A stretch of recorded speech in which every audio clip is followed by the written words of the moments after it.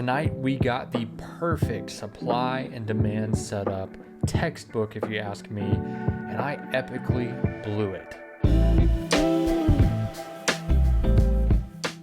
All right, here we are in NASDAQ futures. So this is the MNQ.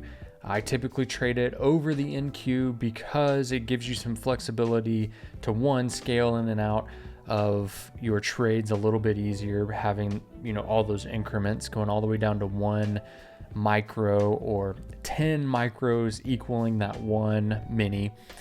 But it also allows you, depending on where and how you determine where you set your stop losses and your take profit, can allow you to take, just about any trade and not be over leveraged. Now that is where I made the mistake tonight, and I did do it on purpose. I was purposely over leveraging because I was really just trying to pass an Apex evaluation all in one trade, which is risky, and you shouldn't really do it.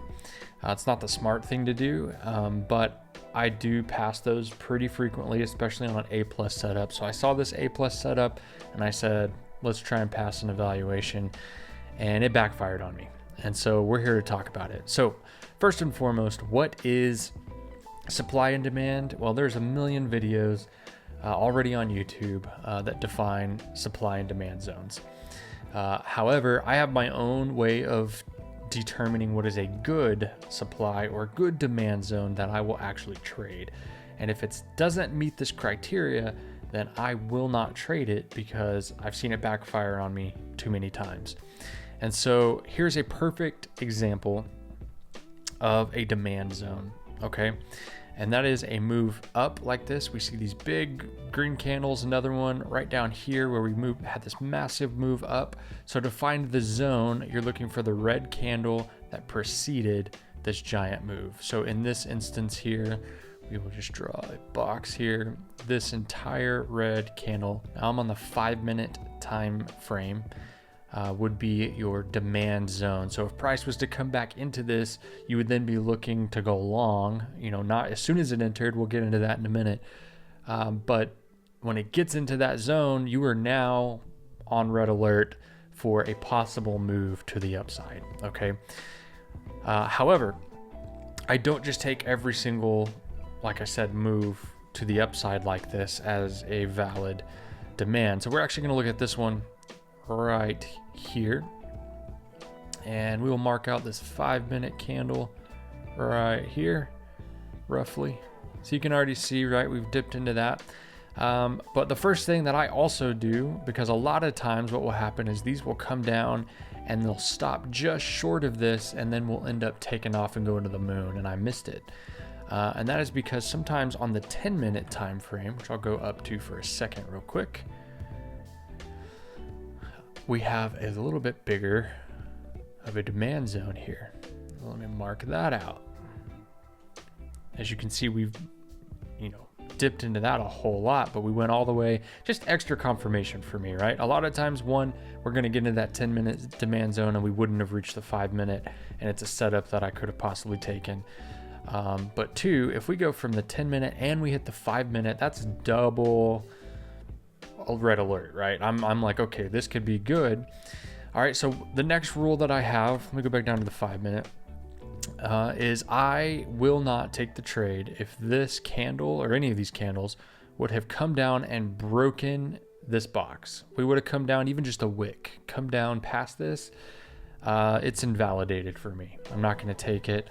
It's just too risky. Like the demand zone is supposed to be a zone where there's a lot of orders left over there, and when we tap into it, we kind of shoot off. We don't consolidate, we don't do anything else. We kind of just take off again, almost like this. We're just boom, we're gone. Okay, so that's a rule that I have. We're not gonna go past this zone, or else I'm not gonna trade it. The next rule is the move up that gave me the demand zone or the supply zone, if we're going the other direction, needs to break structure. And all I mean by that is we were moving up, we're heading up. So this move needs to surpass the last move up, which it did. Okay. This surpassed it right here would be horizontal line, would have been the zone we needed to pass. We made that in this entire move, okay? The next rule I have would be that there has to be a fair value gap inside of this move. And if you don't know what that is, well, that is the gap in between this candle's top highest part and the next candle's lowest part. And so that leaves us a gap. So this wick goes to right there, and this wick goes to right there. So this space in between here is a fair value gap. It's a gap in price that most likely price is going to come back down into, okay? Which you can clearly see right here, which is the trade we're going to talk about, if you haven't figured that out, has tapped back into here, okay? So in a nutshell, that's my criteria. Now, I'm also going to be looking at making sure that we have a clear defined direction, right? So as you can see here, we've been moving up for a while. So I'm only taking longs in this position here. I'm not going to be looking to take any kind of shorts, just longs. And so if we would have had something that looked like it was going to be a good way for me to take a short, I'm not going to take it because the market is moving up, in my opinion, at this point, until we break structure. So if this would have come down, broken out of this box here, then we would have broken these recent lows. Then now I'm looking to see, do we continue in that? Or are we just heading for this next demand zone, which I'd be on watch for? But most of the time, we're not going to break structure and then continue back up. So in this case, we maintained the same direction. And so I'm just looking for a bounce in this area. Okay. So now that I've defined that this is a good demand zone setup, how do you determine when to get into this trade? And so that's where we're going to look. I'm going to zoom in here. We're going to look right here where we've tapped down in here. Now, number one is this is a very nice bullish candle in that it was red, but we had massive rejection. You know, at least half of that candle is a huge rejection to the upside. Okay, that's not good enough for me to get in because too many times, especially in the futures market, this can tank on you. You could, you know, if I would have just got in right when this tapped in here, or just got in whenever I saw that we were pushing up, it could have been bad. Now in this scenario, it wouldn't have been, but it could have been. All right. So what I'm looking for an entry here is confirmation that we're going to continue to the upside. And the way that I do that is I look for candles. Now again, I'm in the 5-minute time zone. So this would be different if I was down like in the 1-minute time zone, which I'm not even going to look at. There's just too much movement, right? We're going just up and down. So this is the 3-minute, this is the 4-minute. So I'm going to go back to the 5-minute. What I like about the 5-minute time zone is that, or this time frame, is that that's enough time of price action to really determine what's going on. Now, again, it's this futures market. It's the wild, wild west sometimes, man. And this thing can go, you know, up 200 ticks and back down 200 ticks in a matter of seconds. So take everything with a grain of salt here. However, the majority of the time, if you get a green candle like this, right? So we've stopped moving down. We are now moving up. So I'm no longer breaking, you know, I'm no longer having lower lows, but now we have had a higher low, okay? Then what I'm looking for, let's back up. The second that this candle was here and closed, my entry on this setup is now at the top of this red candle. So let me just go ahead and create a fake order here. All right, let me just throw this. I'm going to put this all the way down here at the bottom. Now this is set to 19 micros, 20 micros. Now that's a huge loss. I would not do that. Again, what I said earlier with using micros is nice is you can say, hey, if I don't want to ever risk more than say $400, well, then I can take this all the way down until we are under $400, right? So that's 7 micros. All right. So this is my entry point.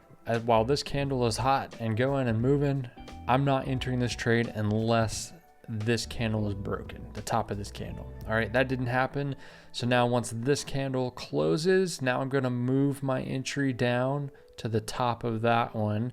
And if I wanted to risk a little bit more to say get up to around my $400 mark, now I can, because I'm not in this trade yet. But as you see, this next candle broke the highs. And so right there, I was in this trade. Now, perfect setup, because what did we get? We got 1, 2, 3. It immediately like took off right after that. Now here's where being over leveraged and also looking for quite a big move hurt me. Now again, I don't normally do this because when I'm trading live accounts or past evaluations, or I'm trading my own personal account, I'm not typically going to be anywhere near this over leveraged, for one. But two, I'm probably only going to be looking to get back up to like here. So let me move this down right here. All right. So if I'm properly leveraged, you notice I don't ever get stopped out of this. And eventually I would have hit that profit target. And this is still going. I could have even gotten more. I could have gotten all the way up to here, which would have been a $895 trade. This is in the evening. This is, after 5 p.m. on a Monday, on a Tuesday. Could have been really good. However, the problem that I made was I had 20 micros. Okay. That's a lot of leverage. I was looking to get $1,500 to pass a $25,000 account. So here we are right here. That's about $1,500. But as you see, that would have put me at a $930 loss, which if I'm looking to make this in one trade and I'm okay with blowing the account, well then this was fine, right? Again, don't recommend you doing that. I was okay with this account being blown. I was just, again, A+ setup to me. I was like, this is highly likely that I get this all in one move. The downside to this though is, again, this $930 was never broken, still hasn't, but trailing drawdown. And so we actually made all the way up to, it was like $1,040 in the green, which means trailing drawdown moved $1,040. So we came all the way to here. We lost $1,600 and $700 and something dollars, right? Which blew the account. So make sure that you're not over leveraged. Make sure that you're taking A+ setups. Make sure you've got some kind of game plan that you're following. Now, again, I use TradeZella. I've got a playbook for all of these trades, for my supply zones, for my demand zones. I've got other trades setups that I like to look for, and I have very strict rules on whether I take them. I have strict rules on how much I am going to risk. I have an amount set that I can lose in a day, and if I lose it, I'm done. Do not take another trade. Now, am I perfect at this? No, right? This is something I am trying to get better at. I'm trying to set better rules for myself, and I recommend that you do this as well, because otherwise we all of us, even people who've made millions of dollars in the stock market, will find themselves trying to revenge trade, and you've got to somehow become more disciplined. And for me, that is setting up strict rules, closing out of everything the second that I hit my stop, my loss, max, and I've got to walk away. Because if I don't, I will find myself coming back in and trying to make up the difference, and that never ever works out for you. So I hope this was helpful. I hope this helps you find A+ setups. I hope that you really think through how much leverage is okay. And again, this is going to be different depending on how much capital you have, whether you're in trailing drawdown still, whether you're okay with blowing an account. All of that matters. And in this case, again, I was okay with blowing this account, which is why I did it. but you shouldn't. And I don't want to see you blow your accounts. I want to see you be successful.